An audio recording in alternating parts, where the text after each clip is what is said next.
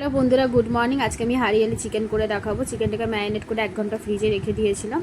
এখানে আমি মশলাটা করার মধ্যে হালকা গরম করে এটাকে মিক্সিতে পেস্ট করে নেবো। এখানে জয়িত্রী আছে, সাদা স্টার আছে, এলাচ আছে, বড় এলাচ, ছোটো এলাচ, গোলমরিচ, দারচিনি, লবঙ্গ সবই আছে। দিয়ে এই মিক্সিতে এটা পেস্ট করে নিয়েছি। মশলাটা আমার রেডি।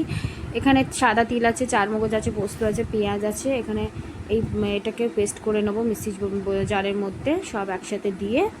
আর এখানের মধ্যে 4টে বড় বড় পেঁয়াজে আমি আলাদা কুচিয়ে রেখেছি। কড়ার মধ্যে তেল দেবো। কড়াটা আমার গরম হয়েই গেছে। সরষের তেল দিয়ে দিচ্ছি। দেখা অল্প তেলের মধ্যেই করব চিকেনটা, যেহেতু তিল আছে, তিলেতেই তেল ছেড়ে যাবে। তেলটা আমার গরম হয়ে গেছে। আমি এখানে ফোড়ন দিয়ে দেবো। 2টো তেজপাতা, গোটা গরম মশলা, একটা শুকনো লঙ্কা, আর একটু চিনিও দিয়ে দেবো তেলের মধ্যে। চিনিটা দিয়ে দিলাম। দিয়ে তেলটা আমারও একটু গরম হয়ে গেছে, মশলাটা হয়ে গেছে, ফোড়নটা রেডি। এবার আমি পেঁয়াজটা দিয়ে দেবো। আমি এখানে বড় বড় 4টে পেঁয়াজ কুচিয়ে রেখেছিলাম। 4টে পেঁয়াজ কুচানো দিয়ে দিয়েছি। দিয়ে একটু নাড়াচাড়া করে এবার ম্যারিনেট করা মাংসটা দিচ্ছি। ম্যারিনেট মাংসটার মধ্যে এখানে তিলটা এখানে সব পেস্ট করে রেখেছিলাম। ম্যারিনেট মাংসটার মধ্যে এখানে আদা রসুন পেস্ট আছে 3 চামচ। 3 চামচ আদা, 2 চামচ রসুন, 1 চামচ জিরে গুঁড়ো, 1 চামচ লঙ্কা গুঁড়ো, 1 চামচ ধনে গুঁড়ো, 1 চামচ মিট মশলা, আর টক দই। আমি এখানে টমেটো দেইনি, টক দই দিয়ে ভালো করে এটা মাখিয়ে আমি 1 ঘন্টার মতো ফ্রিজে রেখে দিয়েছিলাম। এবার আমি এই মশলাটা যেটা বানিয়েছি সেই মশলাটা আমি 1 চামচ দিয়ে দিচ্ছি চিকেনের মধ্যে। আর নুন মাখানো ছিল মাংসটাতে। এবার 4টে কাঁচা লঙ্কা বড় বড় দিয়ে দিচ্ছি। তোমরা যদি ঝাল খাও কাঁচা লঙ্কাগুলোকে চিড়েও দিতে পারো। দেখো মাংসটা কালারটা কত সুন্দর হয়েছে। দেখো মাংসটাকে ভালো করে এইভাবে কষিয়ে নেব। যেহেতু ম্যারিনেট করা ছিল, মাংসটা আমার প্রায় তাড়াতাড়ি অর্ধেক সেদ্ধ হয়েই গেছে। এবার আমি এই মশলাটা দিয়ে দিচ্ছি যেটা আমি পেস্ট করেছি।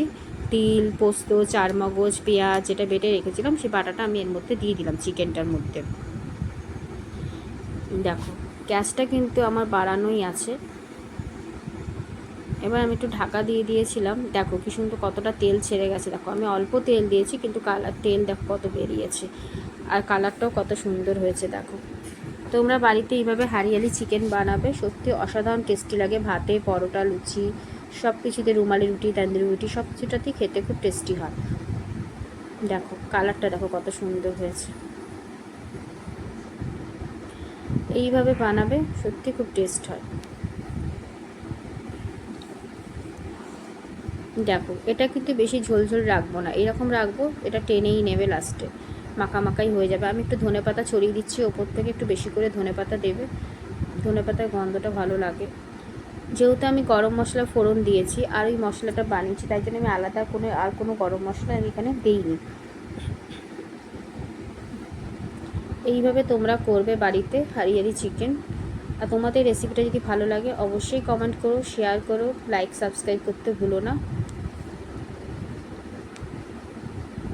দেখো আমার হারিয়ালি চিকেন ডান।